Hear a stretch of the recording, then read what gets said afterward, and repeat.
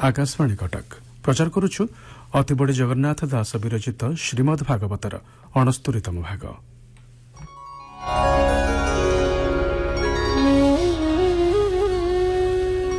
नारायणं नमस्कृत्य नरं चैव नरोत्तमं देवीं सरस्वतीं व्यासं ततो जयमुदीरयेत्।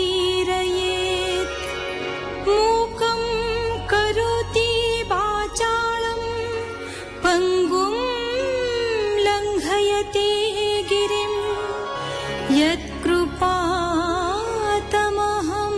वन्दे परमानन्दमाधवम्। श्रीकृष्ण नारकासुर को निहत करे तार अंतपुर बंदिनी ही रही कन्या मान उद्धार कले। से माने कृष्ण को वेदमते विवाह कले। तापरे से कालजवन जरासंध साल्लो आदि को विनाश कले। भीष्म द्रोण कर्ण शकुनी दुर्योधन दुःशासन आदि विनाश परे निज वंश को विनाश करी पृथ्वीर भारा हरण करने को चाहिए।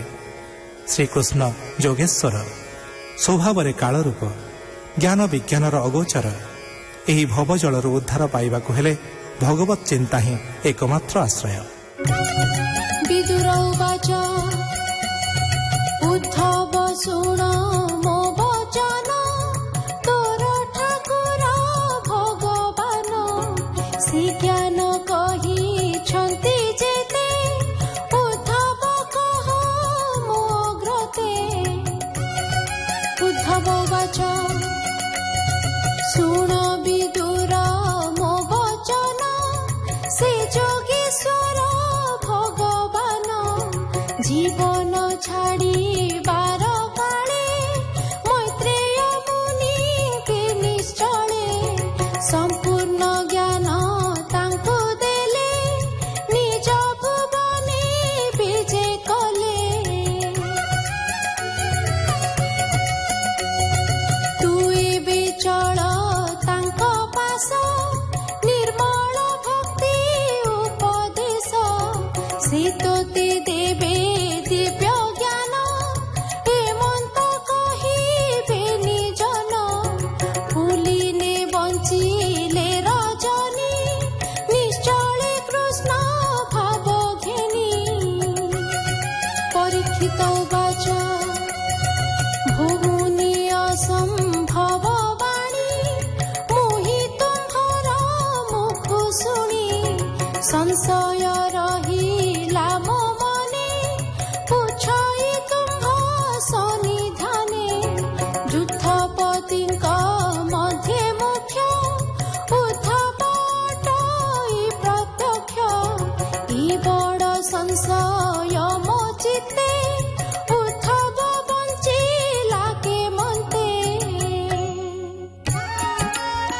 सुक उवाच ब्राह्मण साप बड़ दोष निश्चेद हिब जदु वंश हेमंत जानी भावग्राही निकटे उद्धव बसाई। ए ज्ञान दिले मोधवे प्राणी तरिबे हि भावे। हेमन्ते मने विचारिले उद्धवे तत्व ज्ञान देले।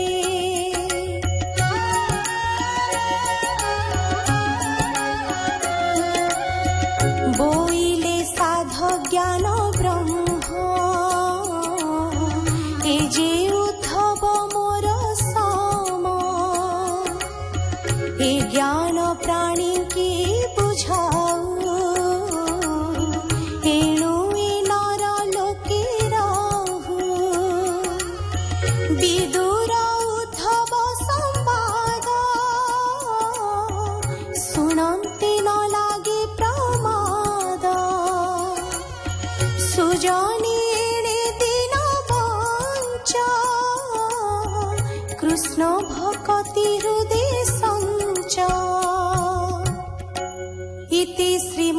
श्रीमद्भागवते महापुराणे पारमहंस्यां संहितायां तृतीयस्कन्धे विदुरोद्धव संवादे नाम चतुर्थोऽध्यायः। शुकोवाच ଶୁଣ ହେ କୁରୁ ନୃପବର ଗଙ୍ଗାର ତୀରେ ସେ ବିଦୁର ଅଗାଧ ବୋଧ ବ୍ରହ୍ମ ଋଷି ବୃକ୍ଷର ମୂଳେ ଛନ୍ତି ବସି ମୈତ୍ରେୟ ନାମ ତାହାଙ୍କର ତେଜେ କି ବିରାଜେ ଭାସ୍କର ତାଙ୍କ ସମୀପେ ବେଗେ ଯାଇ କପଳେ ବେନି କର ଦେଇ ଗୋବିନ୍ଦ ଭାବ ଘେନି ହୃଦେ ବିଦୁର ପୁଛିଲା ନନ୍ଦେ। ବିଦୁର ବାଚ ଭୋ ବ୍ରହ୍ମ ମୁନି ମୋତେ କହ ଏ ମୋର ମନରେ ସନ୍ଦେହ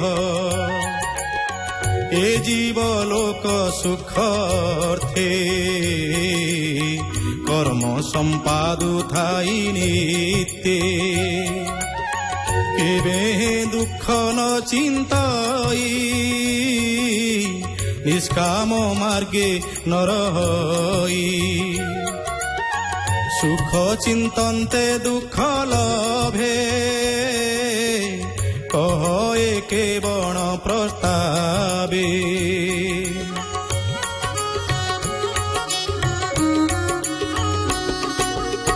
কৃষ্ণ বিমুখ যেতে নর কর্ম ভাগ্য তাহাঙ্কর কৃষ্ণর অনুগ্রহী জনে ভূত ভবিষ্য বর্তমানে ତାଙ୍କ କୁଶଳ ଆଚରନ୍ତି ଖେମେଣ ସଂସାରେ ଭ୍ରମନ୍ତି ଏ ସାଧୁ ଜନଙ୍କର ସାର କହ ସାଧୁ ମାର୍ଗ ବିଚାର।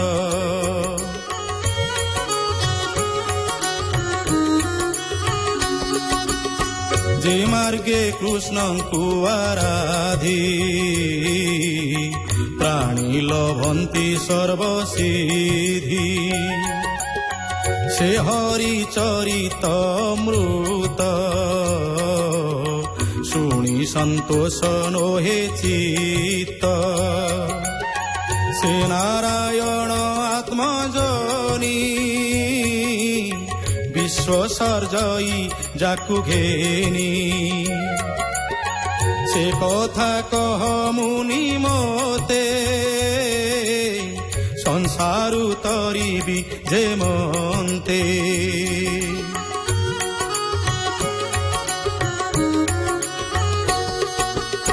শ্রীকৃষ্ণ কথা মৃত রস পানরে সর্বদা মোয়াস কৃষ্ণ চরিত তীর্থপদ হরই বিষয়া বিষাদ হেমন্ত কৃষ্ণ গুণ যেতে কে তৃপ্ত শুনি কর্ণপথে সে হরি কথন শ্রবণে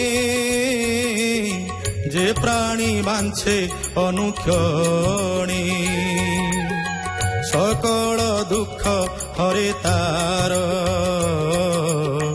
রবি যে শোনে অন্ধকার যে হরি কথনে বিমুখী তার জীবন সদা দুঃখী।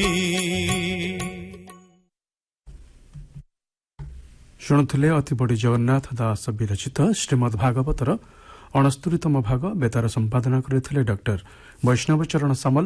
ସଙ୍ଗୀତ ପରିଚାଳନା କରିଥିଲେ ଓମ୍ ପ୍ରକାଶ ମହାନ୍ତି। ବର୍ଣ୍ଣନାରେ ଥିଲେ ସଞ୍ଜୟ କୁମାର ଶତପଥୀ। ପ୍ରଯୋଜନା ସୁହାସ ମହାନ୍ତି। କଣ୍ଠଦାନ କରିଥିଲେ ସିଦ୍ଧାର୍ଥ ମିଶ୍ର, ଅରବିନ୍ଦ ମୁଦୁଲି, ମଧୁଲିତା ମହାନ୍ତି ଏବଂ ସାଗରିକା ମହାନ୍ତି।